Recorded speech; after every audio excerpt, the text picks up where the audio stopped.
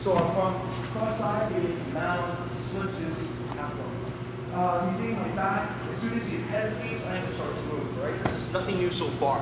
What I want to do is I want to control his knees. If I control his calves, here what will happen as I fall is that his hip will disappear and be far away from my hip, and thus he can go and come up. I need to make sure that my belt is glued to his belt. It's just like an arm bar. You see how my hip is glued to his shoulder. Okay, that's the junction for which to calculate a signal that I'm doing a sound arm bar. My hip is close to his shoulder. For the knee bar, my hip should be close to his hip, or belt to belt, belt to belt. All right, so you want to control the knees. You want to control the knees. We'll just do it from here, okay, Bart? You see how both of my legs are out straight. Both of my legs are out straight, so when I fall here, I'm not going to cripple myself.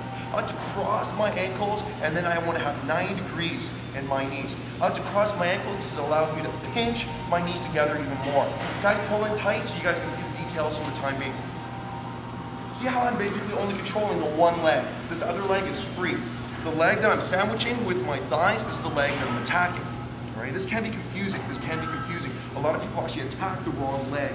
Is this one here that I'm sandwiching with my knees. What I want to do from here is I want to make a foot sandwich. Just bend this knee here so everybody can see. I want to make a foot sandwich. I want to make a foot sandwich. I want to go mat, foot, head. Mat, foot, head. So do you see how it's here? I don't want to put it here because he can grab his toe. Yes, and you see how he can defend against it. I want to put my head in that path so he can't grab his toe. What I'm going to do is I'm going to go and I'm going to put my elbow right here, right to the Achilles. My elbow goes right to the Achilles. I'm going to put my hand onto my bicep. And then I'm going to do this to his toes. I want to hide his toes like his toes disgust me. And then, see I'm here, squeezing my knees, and then all I'm going to do is I'm just going to arc back.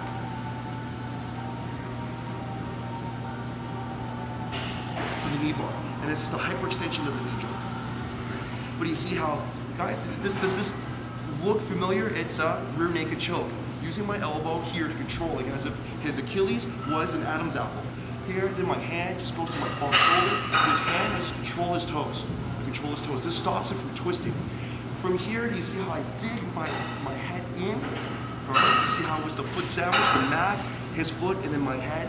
And then from here, I just extend my body back, squeezing my knees. Can you do that from the top down?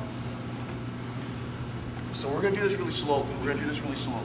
I have cross side, I'm going into mount. Slips into half guard. From here, he's bridging up. He's trying to get my back after his head escapes. Here, so I kick over. I'm gonna hook onto his knees. Both of my legs are straight. Crossing my ankles 90 degrees in my knees. From here, I'm gonna control the leg that I have with both of my knees. See how this leg is free.